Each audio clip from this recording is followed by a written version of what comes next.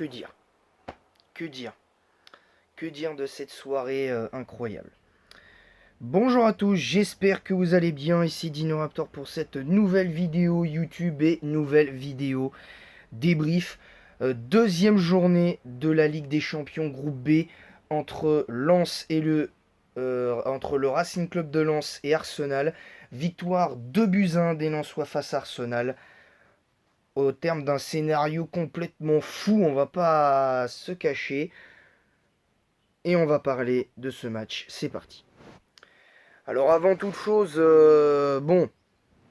il est évident que ce match, va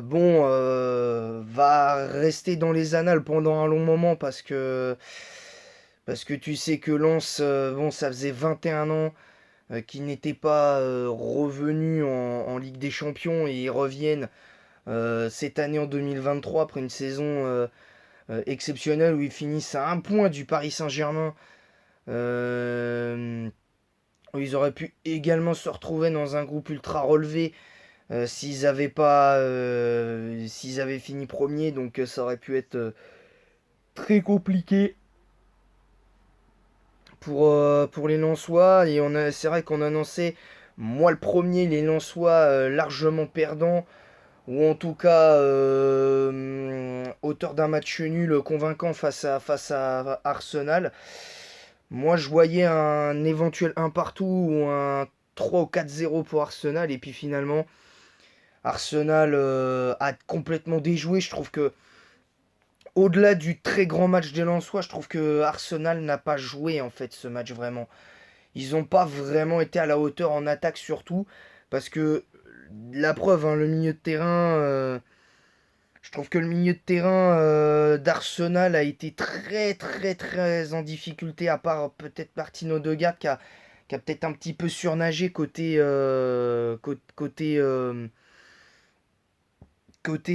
Arsenal. Du côté de la défense, pour moi, il n'y a que Saliba qui a été bon. Honnêtement, il y a que Saliba qui a été bon. Et Tomiyasu, le latéral droit, qui a été pas trop mal aussi.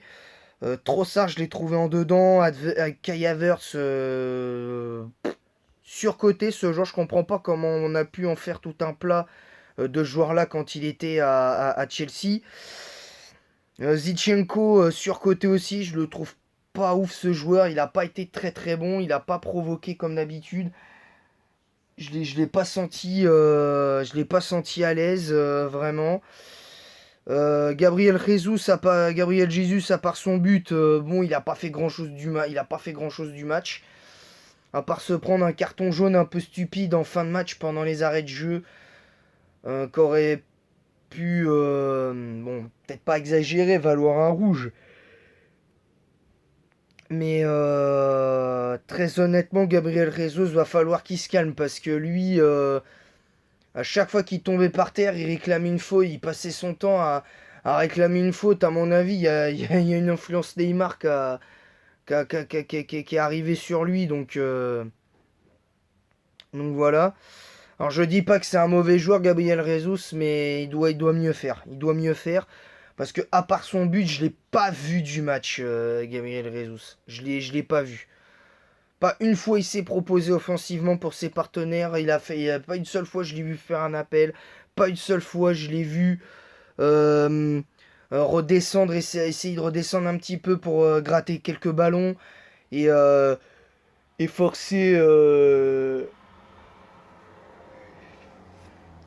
pressing lensois. J'en baille de dépit tellement je trouve que ce match a eu un côté agaçant à cause de lui un petit peu. Mais bon, on va rester tranquille. Ensuite, Gabriel Jesus, voilà, sinon ça a été dommage. Pour moi, l'un des deux tournants de ce match, c'est aussi la sortie sur blessure de Bukayo Saka, qui est sorti au bout d'une demi-heure de jeu, donc c'est-à-dire quasiment à peine 10 minutes après le but lensois d'Adrien Thomasson. D'ailleurs, Thomasson, énorme match hein, de Thomasson, on y reviendra. Bukayo Saka, je pense que ce qui a pêché aussi pour Arsenal, c'est au-delà du but des Lensois, c'est la blessure de Bukayo Saka, parce que quand tu perds un joueur de cet acabit-là, qui est quand même exceptionnel avec la sélection anglaise en foot, bah tu te dis que là pour les prochains matchs de Première Ligue, c'est c'est compliqué. Et forcément, là, Arsenal a juste pour moi manqué de réussite en attaque parce que s'ils avaient été plus efficaces devant le but et peut-être un petit peu plus acharnés dans les duels, je pense très sincèrement que normalement, rien qu'en première mi-temps, tu dois être à 4 ou 5-1 pour Arsenal à la mi-temps. De manière assez logique, je pense. Mais Mais bon, quand t'as un gardien comme Brice Samba qui a été exceptionnel, franchement, y a rien à dire sur le match des Lensois. Alors, au-delà de ce qui s'est passé en toute fin de match, le carton jaune stupide de Gabriel Jesus, je dois vous avouer que le match d'Arsenal, dans les faits, il est pas si mauvais que ça. Mais l'attitude en fin de match n'était pas bonne, par contre. L'attitude en fin de match n'était pas bonne parce qu'ils n'ont pas réussi à mettre les ingrédients pour aller chercher une victoire et malheureusement ils ne l'ont pas fait comme ils le devraient. Donc ça c'est un petit peu dommage. Euh, mais bon c'est comme ça. C'est comme ça, c'est du fou. C'est dans le football, hein. C'est des fois tu sais que tu perds un match en plus contre une équipe qui est quand même le petit poussé de la compétition et puis tu t'arrives pas à marquer, t'as un gardien qui te repousse toutes tes tentatives, t'as une défense impressionnante qui te met dans les cordes, qui t'empêche de trouver les bonnes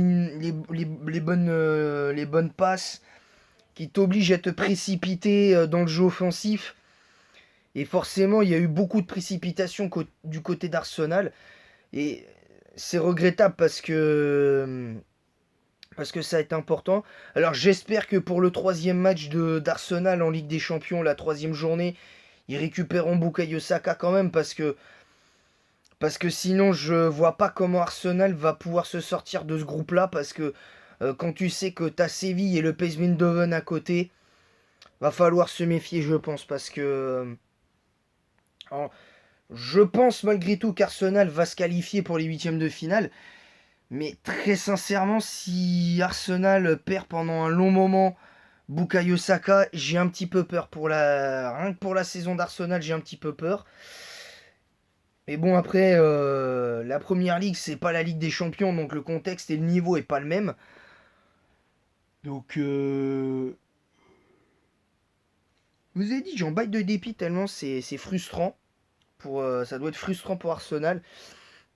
Mais côté Lensois, ça devait être la folie hier parce que le fait qu'ils aient gagné deux buts, le fait qu'ils aient gagné contre une équipe qui était de base invaincue en championnat, enfin qui était invaincue toute compétition confondue, qui était juste exceptionnelle en début de saison, et puis qui là perdent leur premier match de la saison sur quand même des situations qui étaient anodines, notamment le but d'Eli Wahi à la 69e, entre la 69e et 70e minute où alors je sais plus qui c'est qui arrive à conserver le ballon.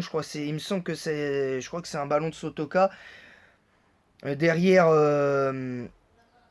il y a un bon ballon, il y a un bon ballon qui est donné. Puis derrière, boum, le centre, il est juste donné, il est millimétré. Puis derrière, la reprise d'Eli Wahi, elle est parfaite parce que le gardien, pour moi, il la touche, il peut pas la toucher. Le gardien. Le gardien d'Arsenal, Raya, il peut pas toucher le ballon et pour moi il touche absolument pas la balle. Si les gens revoient bien l'action du but, vraiment en profondeur, le gardien ne touche absolument pas le ballon. Même pas pour moi il l'effleure, hein, très clairement. Mais voilà. Là on va parler des Lensois et les Lensois ont été vraiment mais héroïques du début à la fin parce que l'erreur de Thomasson sur le premier but du match marqué par Arsenal, on peut se dire que les Lensois pouvaient plonger. Les Lensois pouvaient plonger. Alors, Genre, encore une fois, je vous le dis, j'ai en bail d'épis de frustration parce que ça m'a un petit peu frustré.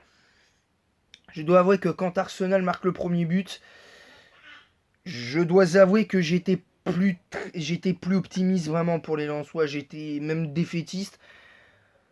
Ça n'a pas duré longtemps parce qu'à partir du moment où les Lensois ont égalisé à la 25e minute, quasiment au même moment que face à Séville, ils ont été impressionnants de. Ils ont été. Ils ont été impressionnants de sérénité défensivement, c'est incroyable. Alors le choix d'avoir joué avec une défense à 3 pour Franquès, je trouvais que c'était très ambitieux, voire même kamikaze pour un entraîneur de cet acabit-là, parce que franchement, pour un entraîneur de cet acabit-là, quand tu sais que tu as une équipe qui jouait en 4-3-3, et en général c'est habituel avec Arsenal, c'est tout le temps 4-3-3. Là pour le coup, Arsenal, pardon, Lens, avec les espaces qu'ils pouvaient laisser dans leur dos sur le plan défensif, j'avais un petit peu peur. Et finalement, et finalement, les Lensois ont très bien tenu le match défensivement. Ils se sont fait prendre quelques fois dans leur dos, mais c'était pas non plus la grande folie. Je trouve que les Lensois n'ont pas vraiment tremblé dans ce match-là. Ils ont pas vraiment tremblé. Et franchement, mis à part le but d'Arsenal, la défense lensoise a été très forte. Maintenant, maintenant voilà. Alors les notes de ce match, Brissamba pour moi c'est un grand 10 sur 10 parce que il a été parfait. En plus il a tous les arrêts qu'il a eu à faire, les 6 arrêts qu'il a eu à faire, il les a fait. Il a été très bon. En défense, on va être rapide. Gradit, il a été le numéro 24 de Lens en défense. Il a été très bon. Danso, il a été très bon, mis à part le fait que sur le but de Gabriel Jesus, il aurait dû mieux défendre. Même si pour moi, le but est plus pour Thomasson que sur Danso. Medina a fait un énorme match aussi. Donc Danso et Medina et Gradit, pour moi, c'est un grand 8 sur 10 pour les deux parce qu'ils ont les trois méritent 8 sur 10. Ils méritent pas plus parce que ils peuvent toujours faire mieux, ils méritent pas plus parce que malgré tout, faut quand même pas oublier que par moment la défense elle a un petit peu pêché en première mi-temps sur les quelques incursions de Arsenal. Donc il faut ça, faut quand même pas l'oublier. Et ça c'est important, je pense quand tu fais un débrief, faut analyser des deux côtés et moi le premier d'ailleurs. Et pour moi la défense les 10 premières les 15 premières minutes a été un petit peu limité, le milieu de terrain pareil aussi. Et puis après après passer entre guillemets l'ouragan Gabriel Jesus au quart d'heure de jeu, derrière on a vu une équipe de Lens qui a été très solide. À l'image de Frankowski en tant que piston droit qui a été impressionnant. Pareil, 8 sur 10 pour Frankowski. Nampalis Mendy, c'est peut-être celui que j'ai trouvé un petit peu en retrait en première mi-temps, mais qui a repris le contrôle de son match à lui dans la tête. Donc je vais lui mettre 8 sur 10 quand même aussi. Abdoul Samed, pour moi, il gâche son match avec ce carton jaune un peu stupide parce qu'il a essayé un petit peu de la jouer en mode bagarreur très clairement en toute fin de match. Donc son carton jaune pour moi ça lui équivaut un point de moins, donc 7 sur 10 pour Abdoul Samed. Donc très dommageable pour lui. Machado a fait un énorme match. Pour moi il a fait un énorme match. Machado c'est 8 sur 10 aussi, il a été très bon. Alors il a fait un très bon match mais il n'a pas été parfait non plus. Parce qu'il a quand même perdu quelques ballons qui auraient pu coûter cher aux Lensois. Donc il faut faire attention. Il faut faire vraiment attention. Sotoka, pour moi, c'est 9 sur 10 parce qu'il a été bon tout le match, lui. Même quand Lens était en danger, les quelques minutes qui ont suivi le but d'Arsenal, lui il était là, il a montré il a montré que c'était qui le patron sur son côté. Trossard, il l'a pas, il l'a muselé, il l'a muselé de fou. Pareil sur le côté de Kai Havertz et Zinchenko, il a été vraiment impressionnant, Sotoka, vraiment impressionnant, donc 9 sur 10. Thomasson, je lui mets 9 sur 10 aussi. Les deux 10 sur 10 pour moi, c'est Eli Wahi et Brice Samba. Je devrais mettre Eli Wahi 10 sur 10, mais Eli Wahi a mis du temps à démarrer quand même. Donc 8 sur 10, 9 sur 10 pour moi pour Wahi. Mais pour moi, l'homme du match, c'est Brice Samba. Pour moi, l'homme du match, c'est Brice Samba parce que même si d'un certain côté, d'habitude, en général, quand un gardien est ton meilleur joueur du match, ça peut paraître inquiétant. Ça peut paraître inquiétant. Mais avec une équipe comme Lens et qu'avec cet état d'esprit-là, quand tu sais que tu as une double confrontation face au. Comment ça s'appelle, face au PSV Eindhoven, qui sera pas une confrontation facile, donc il faudra évidemment confirmer ce qu'ont fait de bien les Lensois dans ce match-là face à Arsenal. Si en plus les Lensois arrivent à prendre un minimum de 4 points, donc ce qui fait 8 points, ce qui fait 5 points ce qui fait 8 points au total, bah, ils peuvent quasiment s'assurer la qualification.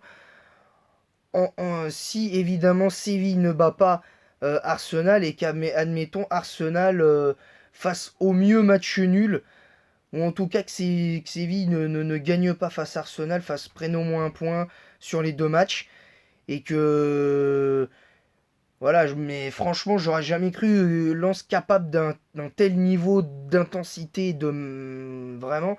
Alors, c'est pas non plus ce que j'ai vu entre le PSG et Dortmund quand même, qui pour moi était dans le contenu encore un cran au-dessus. Mais Lens a fait plaisir. Lens m'a fait plaisir. Ils ont été très très bons. Bravo Lensois parce que c'est clairement. Pour moi, c'est clairement mérité ce qu'a fait les Lensois. Ils ont été exceptionnels. Ils ont été vraiment très bons. Alors maintenant, on verra. C'est c'est dommage, donc voilà. Et pour ce qui est de... Là, on va l'apprendre là, dans cette vidéo ensemble. Là, visiblement, l'entraîneur d'Arsenal, Mikel Arteta, se dit inquiet pour Bukayo Saka, sorti blessé au cours de la première période contre Lens. Mardi soir, sa présence pour le choc face à Manchester City est remise en question. Alors, est-ce qu'il va... problème musculaire. Alors, suffisamment important pour ne pas lui permettre de continuer à jouer le match, et c'est évidemment une inquiétude pour nous. Alors, est-ce qu'il va... il ne sera pas là. Évidemment, donc il avait apparemment quitté le match contre Bournemouth en championnat quasiment pour les mêmes raisons. Alors, est-ce qu'il va pouvoir... est-ce qu'il va pouvoir le récupérer très rapidement? Parce que là, Lens, même pour eux, ça va être très compliqué, je pense. Faudra faire attention à cette équipe d'Arsenal. Je pense que pour les Lensois, ça va être plus dur de jouer, de se déplacer à Arsenal, je pense désormais, parce que Arsenal laissera pas passer, ne laissera pas passer cet affront deux fois, parce que pour eux, c'est un affront de perdre contre une équipe comme Lens. Quand tu t'appelles Arsenal, tu peux pas perdre contre une équipe comme ça, et inversement aussi, hein, et inversement aussi. Donc voilà. Donc en tout cas, encore une fois, bravo Lensois. Alors, malgré tout, bravo Arsenal quand même, parce que, mis à part cette attitude un petit peu mauvaise en fin de match, quand il y a eu la faute sur Brice Samba, dans les arrêts de jeu, bah, je pense que là, pour le coup, ils auraient pu s'arrêter là, les les Gunners là-dessus. Mais bon, c'était un bon match. On s'étire un peu. Voilà, donc je pense que pour le coup, les Lensois ont mérité amplement cette victoire. Du coup, les Lensois sont leaders de ce groupe. Alors après, je sais pas si on peut comparer avec ce qui s'est passé avec les Lillois. Parce que les Lillois ont pour moi fait quasiment pareil que Lens, sauf que Lille, l'année où Lille va en huitième de finale, bah, ils auraient pu sombrer. Euh, ils se sont, ils s'étaient un petit peu liquéfiés sur le terrain après 2 ou 3 journées, ils n'avaient pris que 2 points. Donc c'était un peu compliqué. Puis derrière, ils arrivent à trouver les ressources nécessaires pour imposer leur jeu face à des équipes comme Séville et je sais plus. Je crois, il me semble qu'il y avait Salzbourg. Je crois que c'était Séville, Salzbourg, Lille et puis je sais plus quelle autre équipe. Ils avaient réussi à bien finir leur campagne en Ligue des Champions par un huitième de finale contre Chelsea où ils n'ont pas été ridicules d'ailleurs. Mais Mais franchement, bravo parce que bravo aux Lillois et encore une fois bravo aux Lillois pour ce qu'ils avaient fait. Et visiblement, je pense que Lens a dû s'inspirer un petit peu de ce qu'ont fait les Lillois. Alors évidemment, envisager la qualification pour les huitièmes de finale pour les Lensois, c'est parfaitement faisable. En revanche, la victoire finale, faut pas rêver. Hein. Faut absolument pas rêver. Ils n'ont pas les armes. Physique, même des jeux tactiques et physiques pour rivaliser face à des équipes comme le Real éventuellement, comme City, comme peut-être le Bayern Munich ou d'autres, je pense, sachant que sur ta route, tu peux éventuellement voir le Paris Saint-Germain si tu arrives à passer les huitièmes de finale. Donc quand même attention à ça. Donc pour le coup, je sais pas comment ça va se passer maintenant pour les Lensois. Il y a un match, il y a un derby ce week-end. Il y a un derby ce week-end pour les Lensois, donc il faudrait impérativement que les Lensois se confirment ce qu'ils ont fait en Ligue des Champions et qu'ils gagnent ce match.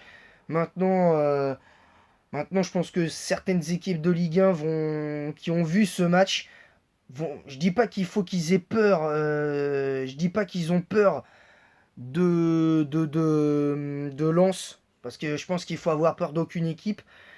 Mais je pense que très sincèrement, ils vont peut-être commencer à se méfier. Les autres équipes vont peut-être devoir commencer à se méfier de Lens désormais là cette saison, parce que là je suis persuadé que Lens va se maintenir en Ligue 1 et faire une très belle saison.